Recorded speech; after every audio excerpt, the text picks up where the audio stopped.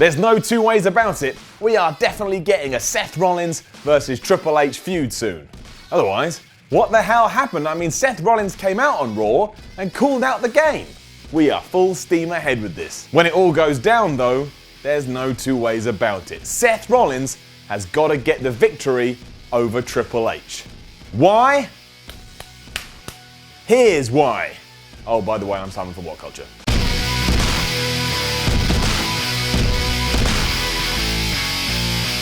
Now, I like Triple H for all the hoopla about him and his career. I've always been a fan of the man, and he's the reason I started lifting weights. So he's directly responsible for a huge part of my life. That's really important.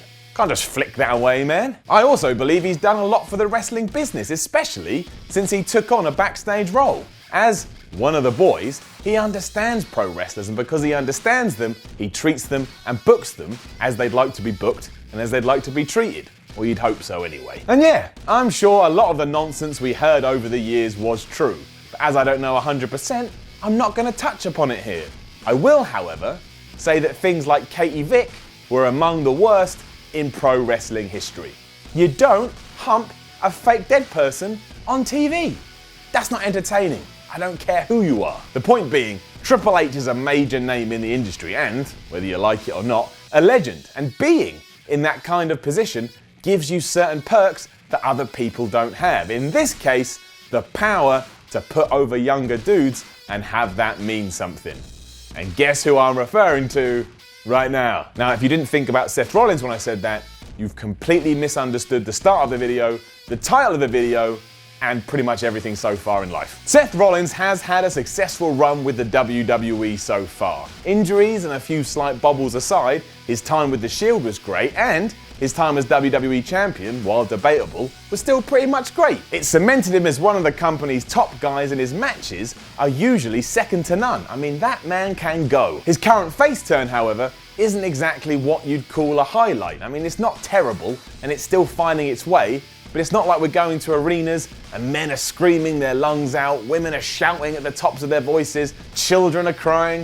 I don't think we're getting any of that. A large reason for this is that he hasn't had that big moment yet. A turn is usually greeted by a significant segment, such as when Rollins turned heel. No matter what he did after that point, we all remember him taking a step back and walloping Roman Reigns with a steel chair, and in the process, breaking up one of the most popular groups in recent memory. Once you've done that, you can kind of ride that wave for a little while. Currently, he can't do that. I mean, why is Seth Rollins a face? It's mostly because Triple H aligned himself with Kevin Owens, because at that point, Seth Rollins was more than willing to get the help from Triple H. So, as of me talking to you, he's done nothing, morally speaking, to make us go, Seth Rollins is a new man. But that is where the game comes in. There is an obvious storyline waiting to be played out between the two, with their relationship now soured and the fact that Triple H pretty much ragged on Seth Rollins throughout the entire Authority's run. There's genuine beef here before we've even begun. On the other side, Rollins has stolen Triple H's famous finisher and is using it without a care in the world. That's fine when you're all buddy-buddy, but when you're not, he's just taking the piss. There's other elements you can work into, but mainly and mostly you want to make sure that Seth Rollins wins that match, and he's got to win it on one of the biggest stages of them all, e.g. WrestleMania. If this happens and happens the right way, which means Rollins has got to win clean, there is so much going forward that WWE can capitalize on. And you've got to find the balance. Rollins can't come out and act like an arrogant dick as a conquering hero.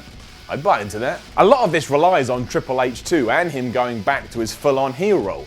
A lot of people forget that when he wants to be a really bad guy, he can be a really bad guy. And of course, the reason that people forget this is that when he did it before, he was doing it with Roman Reigns, and we all know how that goes. Roman Reigns could go into a burning building and save a child, and we'd still all boo him.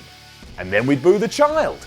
Just because. Anyway, Seth looking dominant and Seth beating someone we have a genuine gripe with allows us to start reacting to him in the way that WWE would like us to start reacting to him. We're not just cheering him because he's awesome in the ring or the better of two evils. We're cheering him because he's now a force for good in the WWE, something that is completely lost in modern day pro wrestling. Now that's not an easy thing to pull off. It still requires a lot on Seth's part. He's got to make sure he's got that fire, and he's got to make sure he's got that sympathy. But maybe That's what he's getting to grips with now, as he just teases with being a face. If I am right, then this lukewarm run is currently for the best because it's allowing him to experiment and see what he's comfortable with. When it's time to step up, such experience is going to benefit him no end. If nothing else, Triple H cannot win. At this stage, Triple H could lose to a caterpillar and I wouldn't think any less of him. His star is too bright and his name is too big. I will always buy him as a top star until he's like 60 or something. Because no one's scared of a 60-year-old.